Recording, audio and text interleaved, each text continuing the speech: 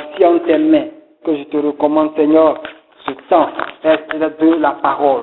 Que ce moment de la parole soit un moment de bénédiction, un moment de grâce, un moment de faveur, un moment de connaissance, un moment d'édification, pour que véritablement il y ait affermissement, il y ait développement de ta connaissance. Notre Dieu Père, que quelqu'un connaisse combien il est merveilleux de connaître ta grâce. Qu'il en soit ainsi, au nom de Jésus. Amen. Je lis la parole. C'est lui qui, dans les jours de sa chair, ayant présenté avec de grands cris et avec larmes, des prières et des supplications, à celui qui pouvait le sauver de la mort, et ayant été exaucé à cause de sa piété, a appris, bien qu'il fût fils, l'obéissance par les choses qu'il a souffert. Parole du Seigneur, au nom de Jésus. La parole de Dieu nous est accordée ce soir. Cette parole déclare que Jésus-Christ est celui qui, pendant les jours de sa chair, Jésus-Christ est celui qui, pendant les jours de sa chair, Jésus-Christ est celui qui, pendant les jours de sa chair, a eu à prier. Il a eu à prier. Et cette prière qu'il a adressée, cette prière qu'il a exercée, cette vie de prière qu'il a exercée, ces moments de prière qu'il a passés n'étaient pas simplement des petits moments de prière. Car cette présentation de l'Écriture fait cas de ce qu'il y a une urgence. La parole de Dieu déclare que c'est lui Jésus, ce Jésus-Christ qui a été déclaré fils, qui a été déclaré souverain sacrificateur, c'est ce Jésus-Christ qui a été établi par Dieu. Souverain sacrificateur, c'est ce Jésus-Christ qui a été établi fils de Dieu, c'est ce Jésus-Christ qui a présenté, il a présenté avec de grands cris, avec larmes, il a présenté, prier c'est demander, il a présenté avec de grands cris et avec larmes, il a présenté avec de grands cris, avec larmes, des prières et des supplications à celui qui pouvait le délivrer de la mort. On ne peut pas prier celui qui ne peut sauver. Personne ne demandera de l'aide à celui qui ne peut pas le sauver. Personne ne demandera de l'aide à la personne qui ne peut pas l'aider. Personne ne peut demander de l'aide à celui qui est incapable de le secourir. Mais Jésus, celui qui a été l'inaugurateur de la porte étoile, c'est Jésus-là. C'est Jésus-Christ de Nazareth qui a été le modèle parfait, l'exemple parfait du serviteur de Dieu. C'est Jésus-Christ de Nazareth. La Bible déclare que pendant qu'il était en train de présenter avec de grands cris, pendant qu'il était en train de présenter avec larmes des prières, parler à Dieu, des prières, des supplications, intercéder. Pourquoi? Pour que celui qui peut le délivrer de la mort puisse intervenir. Bien-aimé, personne ne peut demander de l'aide que si il est convaincu que celui à qui il demande de l'aide peut intervenir dans sa vie. On ne demande que lorsqu'on sait qu'on va obtenir l'assurance de celui qui prie et que sa prière est adressée à celui qui peut le sauver. Jésus a présenté des grands cris. Il a présenté de grands cris et il a présenté des larmes. On ne pleure pas simplement par plaisir. C'est vrai qu'en riant, par la joie, on peut couler quelques larmes.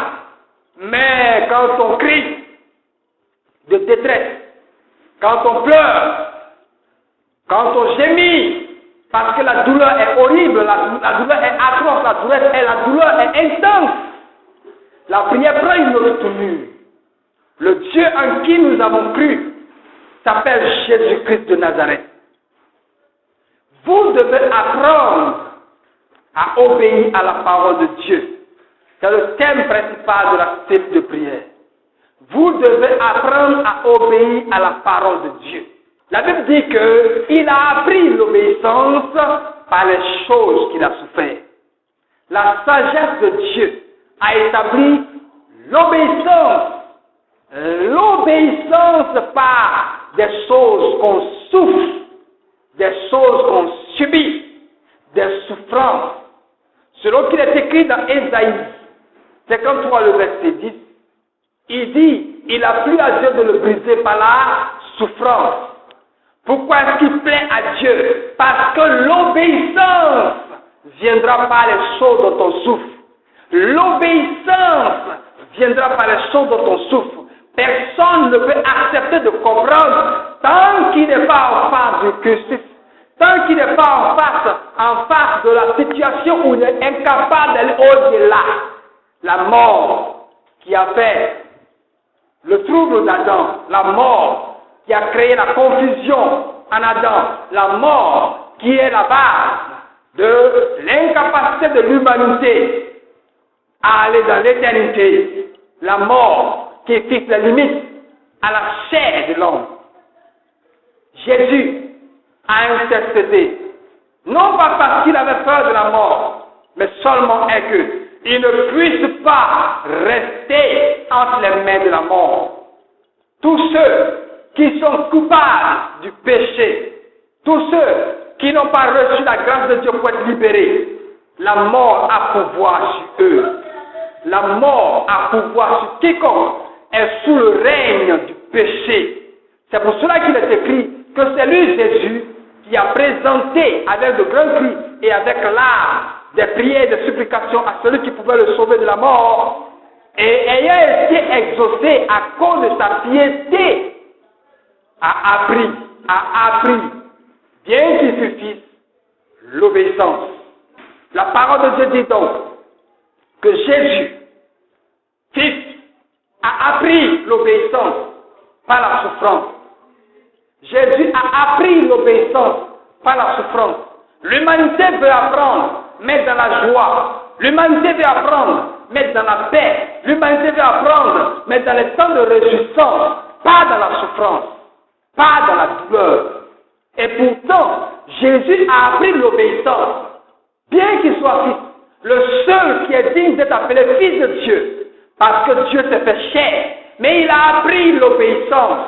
L'obéissance à quoi? À la parole de Dieu. Connaître ce qu'on doit faire, savoir ce qui doit être fait, et le faire dans des moments difficiles est quelque chose de particulier. Oui, obéir pendant qu'il est difficile est encore plus intéressant aux yeux de Dieu que l'obéissance pendant que tout va bien. Le regard du Tout-Puissant qui déclare qu'il n'a plus de le briser par la souffrance. Pourquoi? Parce que obéissance dans la souffrance. Il plaît à Dieu de briser l'humanité par la souffrance. Il plaît à Dieu de briser l'humanité par la souffrance. Il plaît à Dieu de briser l'humanité par la souffrance. Parce que c'est dans la souffrance que l'humanité apprend l'obéissance. Apprendre à obéir. Apprendre à obéir. Apprendre à marcher selon la parole de Dieu. Dieu dit, l'homme fait. C'est par sa parole que toute chose est venue à l'existence. Par sa parole. Il a fait toutes choses par sa parole. Et il donne la loi par sa parole. Sa parole est la loi. Sa parole est la grâce. Sa parole est le chemin. La vérité et la grâce, c'est sa parole. Mais l'obéissance à sa parole passe par la souffrance. Pourquoi? Parce que l'homme ne retient rien aussi facilement. Dans la joie, tout ce qui est retenu passe. Et rien n'est vrai quand tout va bien. L'hypocrisie peut s'installer. Mais lorsque tout va mal, lorsque la situation est bizarre, et que quelqu'un est obéissant, quelqu'un est fidèle, quelqu'un est engagé, cette obéissance ne souffre d'aucune contestation. Il a plu à Dieu de le briser par la souffrance. Il a appris par les choses qu'il a souffert l'obéissance, quoi qu'il fût fils. Nous devenons fils de Dieu en faisant quoi? En acceptant Jésus. Jean 3,16 qui déclare car Dieu a tant aimé le monde qu'il a donné son Fils unique, afin que quiconque croit en lui ne périsse point, mais qu'il ait la vie éternelle. Celui qui accepte Jésus devient enfant de Dieu. Celui qui accepte Jésus devient sauvé. Selon qu'il est écrit en Jean 1, le verset 12 d'abord, qui déclare 12 à 13. Mais à tous ceux qui l'ont reçu, à tous ceux qui ont cru en son nom, la parole, elle leur a donné le pouvoir de devenir enfants de Dieu, lesquels sont nés, non de la volonté de l'homme, non de la volonté de la chair, mais de la volonté de Dieu. Ainsi, on devient enfant. On devient enfant de Dieu en acceptant Jésus, en recevant le Saint-Esprit. Maintenant qu'on devient enfant, on peut être traité par Dieu comme un homme traite ses enfants. Celui qui a accepté Jésus devient enfant de Dieu. Et ce sont les enfants de Dieu que Dieu traite comme des dieux. La douleur que Jésus a subie, l'humanité tout entière assemblée est incapable de porter, ne serait-ce que le tiers. Jésus a porté le fardeau de toute l'humanité. Jésus a porté le péché de tous. Jésus a porté afin que nous soyons sauvés. Maintenant, toi qui dois apprendre l'obéissance, toi qui dois apprendre à obéir à la parole de Dieu, toi qui dois apprendre à marcher selon la parole de Dieu, il t'a demandé une chose, d'ouvrir ta pensée. Ne crois pas que l'assimilation de la vérité que tu reçois sera pour toi la destination finale. Non. L'assimilation de la vérité n'est que le commencement. Tu te serviras de ce que tu sais pour marcher, pour exécuter ce qui t'a été ordonné. Il a appris, bien qu'il soit fils. De même, tu apprendras, quoi que tu sois devenu enfant de Dieu, quoi que tu sois devenu enfant de Dieu. Jésus m'a dit cette parole, ceux qui regarderont droit, ceux qui marcheront droit devant, aime-les. Ça veut dire, donne-leur, accorde-leur la grâce. Mais ceux qui ne marcheront pas droit devant, mais qui se relâcheront et qui abandonneront, ils ne recevront pas. La parole de Dieu nous est accordée afin que nous puissions tous parvenir à la connaissance de la grandeur de notre Dieu. Les temps sont mauvais. Les temps sont mauvais. Et le temps qui nous est donné, c'est de nous préparer à la connaissance de Dieu. La marche avec Dieu. Mais cette marche demande que cela se passe dans la douleur. Jésus est l'exemple. Jésus-Christ de Nazareth est l'exemple. Quoi qu'il soit fils, c'est-à-dire Dieu dans les cieux, s'est fait chair, venu parmi les hommes, et a appris l'obéissance par la souffrance. Mystère de Dieu. Compliqué pour l'homme de comprendre et d'accepter. Pourquoi a-t-il établi la douleur de l'enfantement? Pourquoi a-t-il établi que l'homme souffre avant d'avoir son père? Parce que le péché est intervenu. Afin que quelqu'un n'oublie pas qu'on n'est pas dans un temps normal. À peine l'homme commence à se réjouir qu'il croit que la vie va bien. Cette chair a été faite pour un passage temporaire sur la terre. Les choses véritables sont à venir.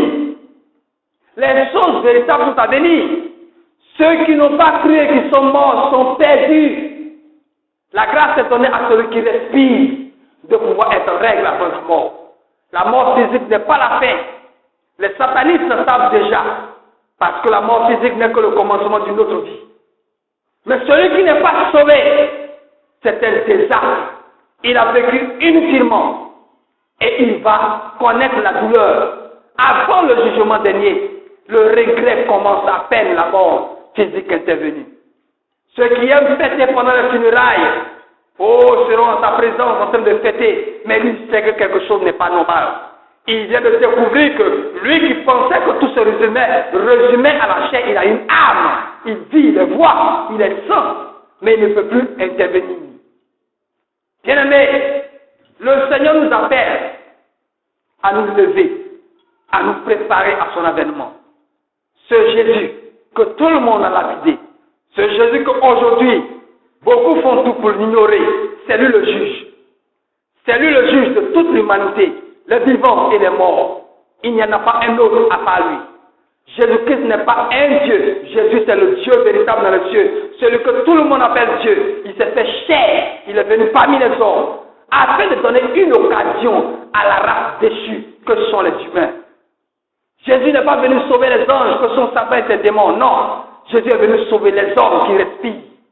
À peine la mort physique intervenue, plus de solution pour les hommes. Ces hommes qui n'ont pas cru tombent dans le même chapitre que certains ces démons après leur chute. C'est pour cela qu'il est nécessaire que pendant que tu respires, de faire le choix d'accepter Jésus-Christ de Nazareth. Le salut de Dieu a été donné aux hommes, ce salut, et qu'en saisissant ce salut, puisse entrer dans une communion véritable avec le Seigneur. Notre Dieu nous aime, mais il a plu à son cœur que nous apprenions l'obéissance dans la souffrance. Les encours pour une bénédiction terrestre, quelconque, que ce soit le mariage, avant le mariage, beaucoup de rêves. Mais lorsqu'on rentre dans le mariage, on découvre qu'il y a de la douleur. L'humanité ne veut pas de la douleur, mais c'est dans le ciel avec Jésus que cette douleur ne sera plus. Pendant que l'homme est sous le soleil, il faut apprendre à obéir à la parole de Dieu. Vous devez apprendre à obéir à la parole de Dieu. Elle est utile, cette parole. Et l'apprentissage à l'obéissance à la parole de Dieu est utile dans beaucoup de choses. Vous vous préparez pour la vie éternelle et vous pourrez, par la même occasion, triompher sur la première mort. La première mort a pour finalité la mort physique. Mais avant la mort physique, tout être humain a déjà expérimenté les effets de cette mort présente. Les maladies, les envoûtements, les blocages, les difficultés, les malheurs, les pauvretés, tous genre de problèmes. Souvent quand les Blancs regardent les Africains, ils sont étonnés. Sont-ils abandonnés par Dieu? Est-ce que les Noirs ont été abandonnés par Dieu? Non. Il y a des choses terrifiantes dans les familles qui ont été construites avec la première mort. Et les effets se font sentir dans la vie des enfants. Dieu a beau établir le mariage comme nouveau commencement des familles, mais les hommes font tout pour qu'avant de rentrer dans le mariage, ils aient des rapports sexuels avant d'entrer dans le mariage. Fausser l'entrée. Et ils n'obéissent pas à la parole de Dieu pour construire une nouvelle famille. C'est ainsi que nous avons des anciennes familles qui ont des enfants et les enfants se marient en restant toujours dans les anciennes familles. Il n'y a pas de changement. Le même cerveau, la même intelligence, mais limitée. Ils ont appris beaucoup à l'école, mais aucune invention. Et quand toi, tu es disposé, on attend financement, ça n'arrive pas.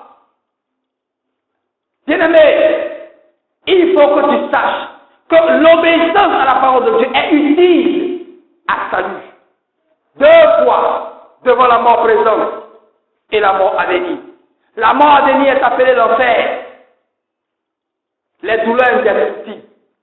Si personne ne peut supporter une famine dans ce monde physique, qui pourra supporter des années, des millénaires de douleurs?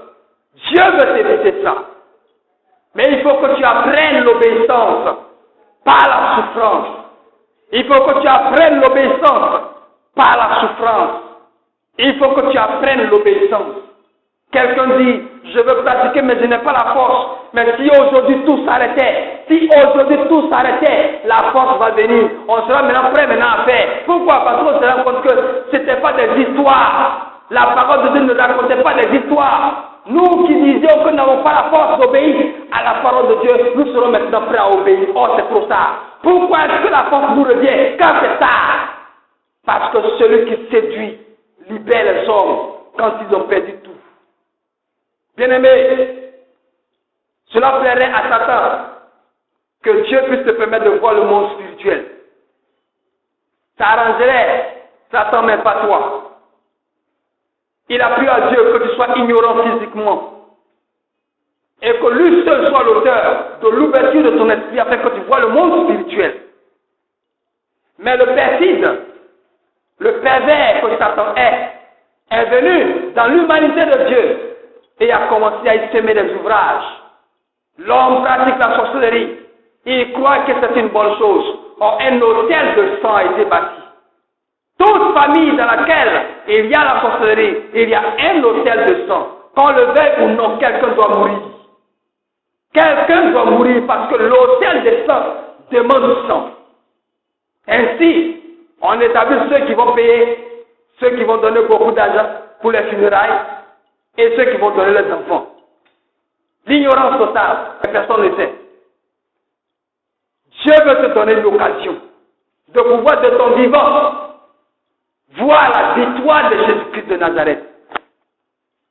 Jésus n'est pas une histoire qu'on raconte. Jésus est une vie qui est donnée à l'humanité. Le thème central de ce moment de prière, la cellule de prière à l'école de l'obéissance, c'est vous devez apprendre à obéir à la parole de Dieu. Vous devez apprendre à obéir à la parole de Dieu. Pourquoi? Parce que c'est à votre avantage. Il faut apprendre. Il faut apprendre à obéir. L'obéissance, c'est à cela que nous avons été appelés. Avec la loi en Moïse, Israël a échoué. Mais avec la grâce et la vérité, nous sommes appelés à réussir. Si là encore, c'est compliqué, il y a problème. Il n'y aura pas encore un autre qui viendra. Parce que celui qui est le maître de tout, c'est lui-même qui est venu. C'est Jésus-Christ de Nazareth. Bien-aimé, l'heure est arrivée pour que tu prennes une décision. Une décision ferme.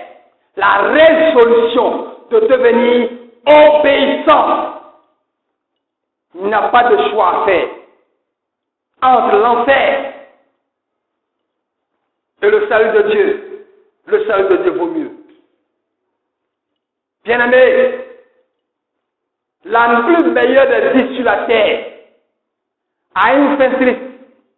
Au jour du funérail, on a un seul souvenir et on s'interroge. Est-ce vraiment cette personne qui est couchée là?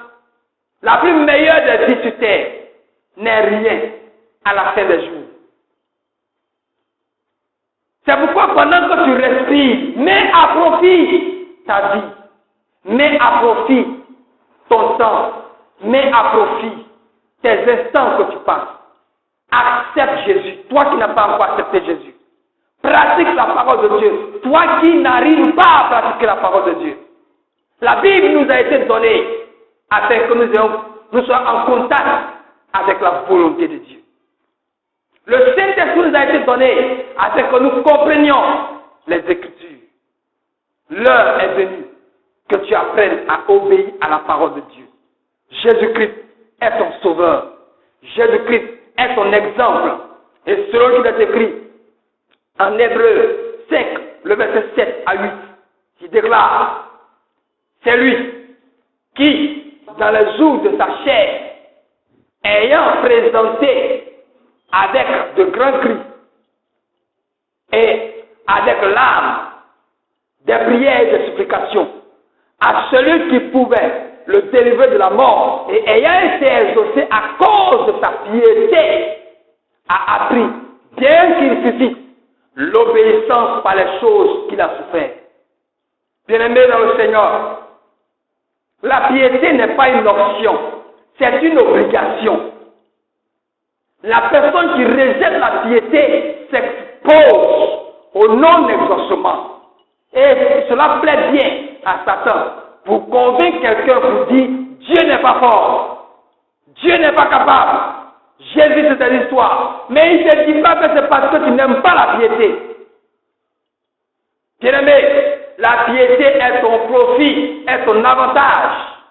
Car celui à qui nous avons crié nous a fait cette promesse. Tout ce que vous demanderez à mon nom, je le ferai. Je le ferai afin que le Père soit glorifié dans le Fils. Si lui, il a été exaucé quand il poussait ses cris et ses larmes dans la prière et les supplications, il a été exaucé à cause de sa piété. Toi qui es son fils, toi qui es sa fille, pourquoi rejettes-tu la piété?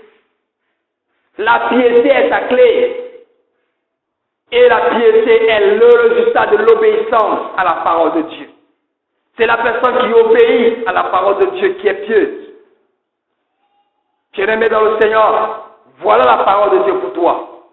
Ton obéissance à la parole de Dieu est l'arme de ta victoire. Rien ne pourra triompher contre toi. Rien ne pourra t'arrêter. rien ne pourra triompher contre toi. Tu marcheras avec victoire. Ainsi, la parole qui t'est donnée ce soir, c'est que tu fais courage, que tu te fortifies, mais que tu te détermines à obéir à la parole de Dieu. Car c'est dans l'obéissance à la parole de Dieu que se trouve la vie véritable. Il faut apprendre la prière. Il faut apprendre la prière. La prière est donnée pour ceux qui savent qu'ils sont faibles. La prière est donnée pour ceux qui savent qu'ils ont des limites. La prière est faite pour ceux qui savent qu'ils ont besoin d'aide. C'est dans la prière qu'on va demander à celui qui peut nous sauver, qui peut nous amener à éviter de pécher, qui peut nous donner de pouvoir résister à la tentation. C'est dans la prière.